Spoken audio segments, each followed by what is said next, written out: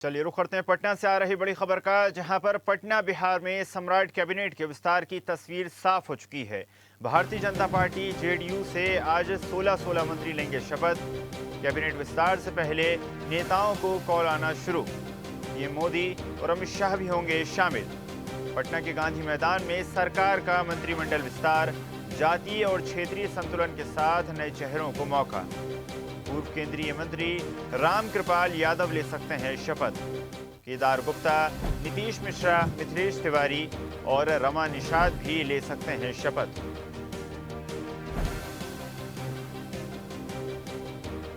PM Modi और अमित शाह भी होंगे शामिल। कई केंद्रीय मंत्री भी शपथ ग्रहण समारोह में शिरकत करेंगे। तस्वीरें आप देख सकते हैं जहां पर तैयारियां लगातार जारी हैं। केंद्रीय गृह मंत्री अमित शाह और प्रधानमंत्री नरेंद्र मोदी भी शपथ ग्रहण में शामिल हो सकते हैं। चलिए अधिक चर्चा करते हैं। ब्यूरो चीफ पटना धर्मेंद्र कुमार जी हमारे साथ जुड़ गए हैं। धर्मेंद्र जी, आखिर वो दिन आ गया जिसका सभी को इंतजार था। कई सारे कयास लगाए जा रहे थे, कई सारी उम्मीदें जताई जा रही थी किस प्रकार ये नया गठजोड़ होगा, किस प्रकार सामंजस्य बिठाया जाएगा, और आखिरकार आज तस्वीर सामने है और साफ होने वाली है। जी बिल्कुल, ये ऐतिहासिक पल है निश्चित रूप से भाजपा के लिए, क्योंकि ये आज तक नहीं बल्कि लंबे वर्षों से वो कमान भाजपा को नहीं मिली थी, लेकिन इस बार मिली है।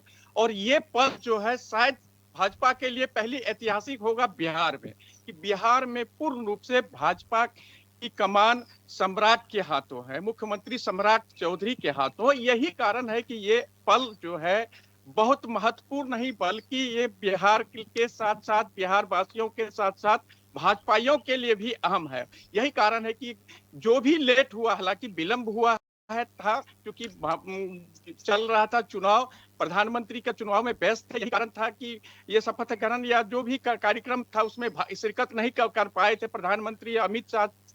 लेकिन आज जो है 12 बजे से जो कार्यक्रम होगा, इसमें कई नए चेहरे का भी आने की उम्मीद है। यहाँ तक कि जदयू के निशांत जो है पूर्व मुख्यमंत्री नीतीश कुमार के पुत्र निशांत कुमार की भी एंट्री तय मानी जा रही है हर हाल में, क्योंकि हालांकि उनका 6 महीने के बाद जो है वो सारा सिस्टम होगा, एमएलसी की बात होगी, लेकिन उन्हें आज ही नाम उनका घोषित किया जाएगा। कई कैसे चेहरे हैं, कई कैसे महत्वपूर्ण चेहरे हैं। हालांकि इस मंत्रिमंडल में सम्राट चौधरी के मंत्रिमंडल में कई नई चेहरे, कई पुराने चेहरे की भी छुट्टी हो गई है। ये सबसे बड़ी बात मैं आम बता दूं, क्योंकि हालांकि जिस तरह से जो सामंजस्य बनाया गया है दोनों पार्टी के लिए, क्योंकि जेडीयू और भाजपा पहले तो हमेशा जेडीयू अपना उत्तराधिकारी के रूप में काम करते रहे, नीतीश कुमार रहे, इतने दिन तक वो कार्यकाल किए। इसके बाद जो है पहली बार कमान भाजपा को मिली है, सम्राट चौधरी मुख्यमंत्री बने हैं। तो यही कारण है कि इसकी जो है पूरी रणनीति दिल्ली में बन गई थी और बनी थी, और आज ये औपचारिक होगा और उसका गवाह जो है प्रधानमंत्री और गृह मंत्री अमित शाह होंगे। और जिस तरह से गांधी मैदान का ऐतिहासिक जो है पूरे सजा सज धज के रेडी है, तैयार है। कई के लगभग 3000 वीआईपी लोग की व्यवस्था की गई है, उसमें तमाम मंत्री रहेंगे, केंद्रीय मंत्री रहेंगे। उम्मीद है कि और कई के मुख्यमंत्री आने की उम्मीद है।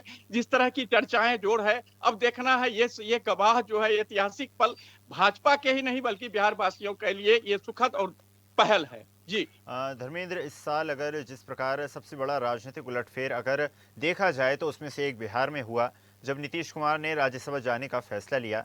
और माना जा सकता है उनके समर्थकों, उनके कार्यकर्ताओं के अंदर किसी प्रकार का एक भटकाव, एक संदेह, एक मतभेद भी देखने को मिला, क्योंकि वो इस फैसले से कुछ स्थानों पर नाराज भी देखे गए थे। लेकिन जिस प्रकार अब जेडीयू और भारतीय जनता पार्टी का एक गठजोड़ देखने को मिल रहा है, तो माना जा सकता है कहीं ना कहीं नीतीश के समर्थकों को साधने का प्रयास किया जाएगा, उनके दल को एक बार फिर साथ लेकर चलने की कोशिश की जाएगी। और साथ ही साथ जिस प्रकार एक बिहार की राजनीति का पैटर्न अब तक नीतीश कुमार के नेतृत्व में देखने को मिलता था कि अनेक कार्यक्रमों में अनेक समुदायों के जो आयोजन होते थे उसमें नीतीश कुमार शिरकत करते थे, लेकिन भारतीय जनता पार्टी का पैटर्न एक अलग है। क्या लगता है आपको, क्या बिहार के मुख्यमंत्री अब भी उसी पैटर्न पर चलेंगे? क्या सभी समुदायों के कार्यक्रमों में शामिल होंगे, या फिर एक नई राजनीति की शुरुआत बिहार में होती दिखाई देगी?